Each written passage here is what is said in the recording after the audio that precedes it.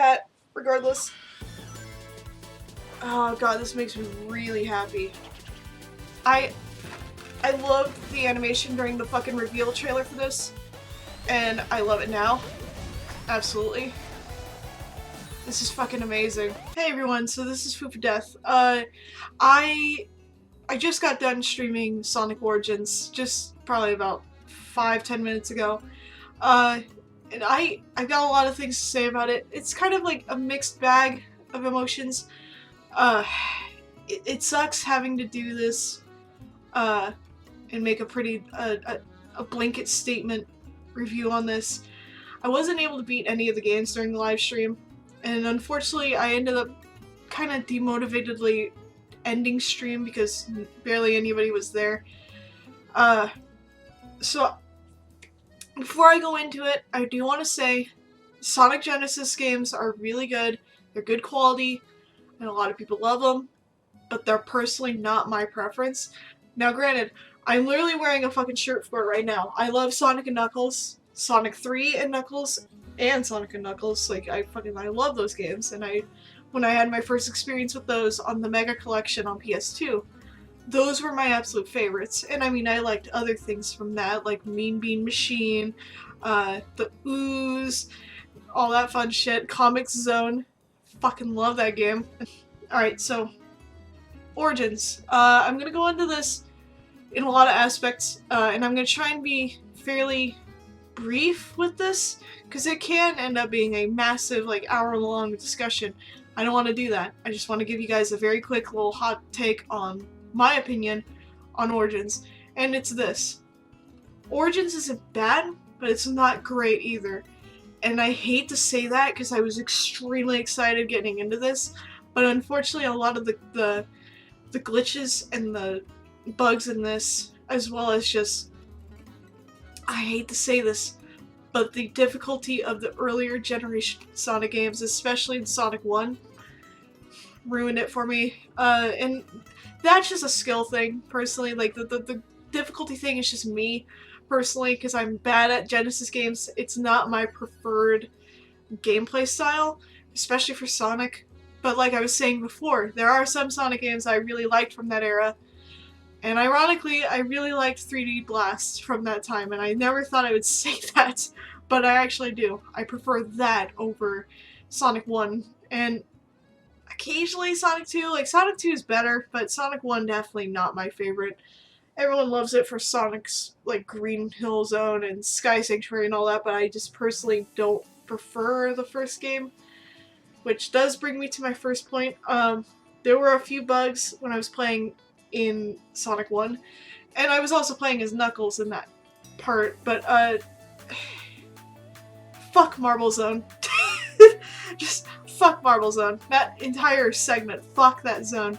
It's ridiculous. But luckily the glitches in Sonic 1 weren't nearly as bad as what I saw in 2 and 3.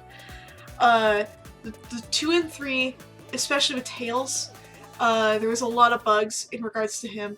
One of them was I would grab on underwater to Tails, like he would lock hands with my character, and his tails would glitch out. So it wouldn't even show them spinning as much as they're just kind of staying still, and there's like black spots on the far ends of that. I didn't expect that to happen, and I don't know if it's just me that caught that, but yeah, I noticed that one for sure. And then later on, I believe, no, it was pretty early on, because I saw it as early as Chemical Plant. Tails got stuck at several points and was just kind of randomly, violently bouncing around, and I could hear him hopping around, but not going anyplace. So he got stuck there.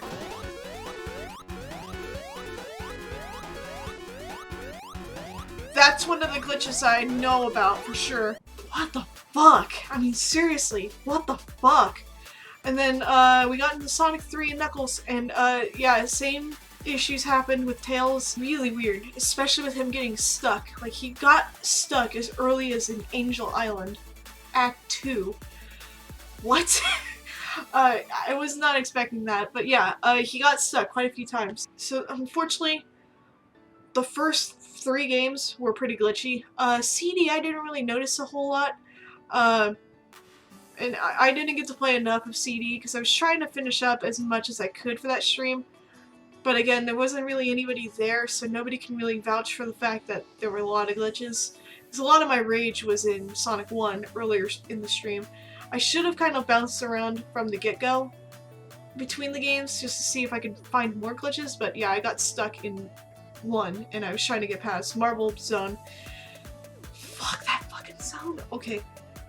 Before I go off track, I will say this, I do appreciate the fact that CD does come with the Japanese and US versions in terms of audio, because I swapped from US to Japanese right off the bat, and I fucking love that soundtrack. And I know that's not an Origins thing, that's more of a Sonic CD thing. I fucking love that music. Like, Good Future and, like, Bad Future even. Bad Future sounded really fucking awesome. And then, like, just Palm Tree Panic was so nice and cool. It was nice. Alright. I do have to talk about this too. The biggest selling point for me was the animations that were being brought in, these cutscenes for the story mode and all that. And personally for me, it wasn't too great when I got into the game itself. Because you go into each of the islands. You've got Sonic 1, 2, 3, CD, and then you have museum and missions. The only way you could really see the cutscenes, really, other than going into museum, would be entering the game, like each of the games. And even then, it's like, it only plays once, and it's very brief. And compared to everything else that's in the games, it's not that big of a great woohoo moment. And I mean, the rest of it is literally just the Sega ports of each of these games, and that would probably explain why there's so much jank. If they were the Christian Whitehead ports, we would not be facing nearly as many glitches. There was some influence from canon, like headcanon, but the majority of the development was done by Sonic Team, so we can't blame headcanon on this one, and I'm glad that they at least said they weren't involved in this release. So I will definitely blame Sonic Team for this one. Sonic Team, you did a pretty rough job on porting these, and it's your own games, your own fucking Genesis games. How the hell did you do this? Why didn't you just take the ports from fucking Mega Collection? Those were decent ports. But yeah, unfortunately, there were a lot of glitches, especially in 2 and 3. And a lot of my other gripes are just because it's not my preferred gameplay style. I liked Mania, I like 3, I like Sonic and Knuckles, but I don't like 1 and 2 as much. I know those are more or less the biggest ones that people look to as like the biggest, greater games in the series, but it's like, really not when you think about it. Like, 2 was definitely the big first game for a lot of people, but 1 is just 1. Like, it really doesn't even have all the Chaos Emeralds. It only has 6. And back then, yeah, they were still trying to figure out the whole thing with the Chaos Emeralds and the Master Emerald and all that shit. That wasn't changed until like 2 or 3, and they decided it would be 7 Chaos Emeralds. Those are just my personal gripes. Again, those are my personal gripes. But the glitches, the overall mess that the games were, graphically, there were some weird glitches. I didn't experience the white ocean glitch yet, but I'm pretty sure if I keep playing, I will probably end up finding those glitches, but personally, I'm probably not going to continue playing them. I mean, I might, but it's very not likely. I'm sorry to say, but personally for me, I don't like Genesis-style games, except for the ones I did mention that I do like. Oh yeah, I should probably mention too, I do like the coins in this one, and the fact that you could use them to retry trial games, like the little time trials and the little tests that get you the Chaos Emeralds. I appreciate them doing that, because otherwise it would be a pain in the ass having to restart just to get the Chaos Emeralds in each of the games. That at least was a decent feature. But again, looking at the bigger picture, there is a lot that's wrong with this, and hopefully it gets patched. I'll probably do a retake on this later on if they get this all patched out, but the likelihood of that happening is pretty slim.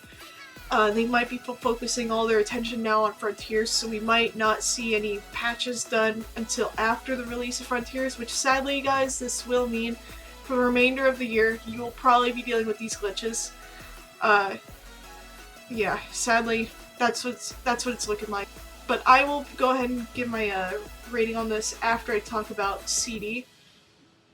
For one instance, I absolutely love the fact that it has going to the future and to the past, and the fact that it can affect everything was really neat.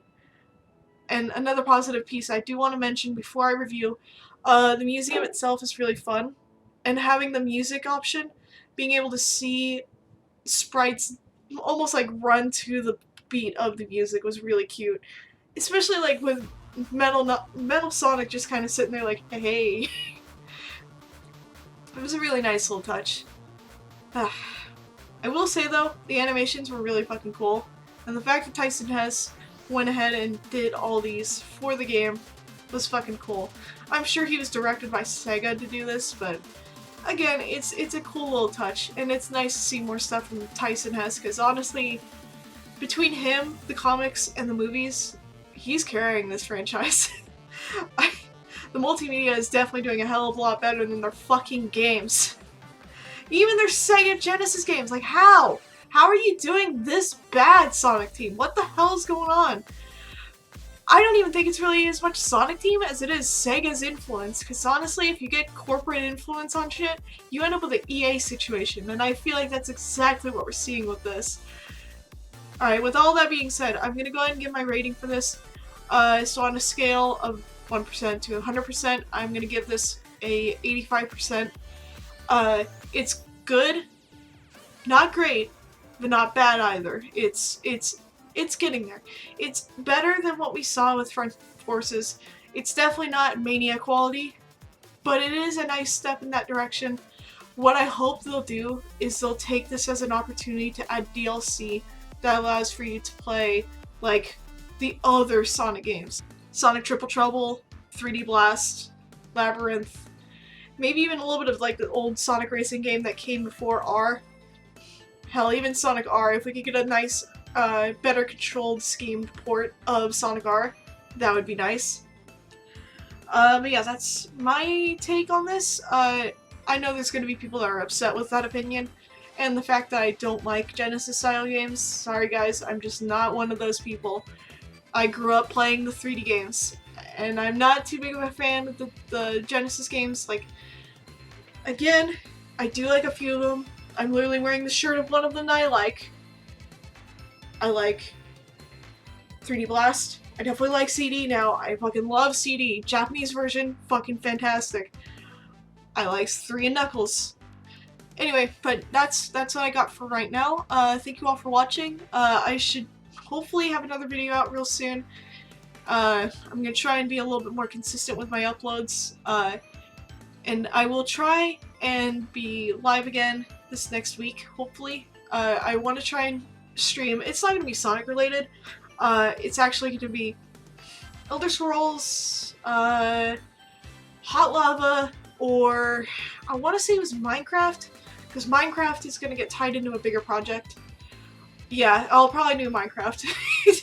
I'm thinking about it. I'm like, it's going to be a scripted one. Maybe. I'm going to probably set up for that later tonight. Something like that. But yeah, that's all I've got for you guys right now. Thank you all for watching, and I'll see you next time. Stay foofy.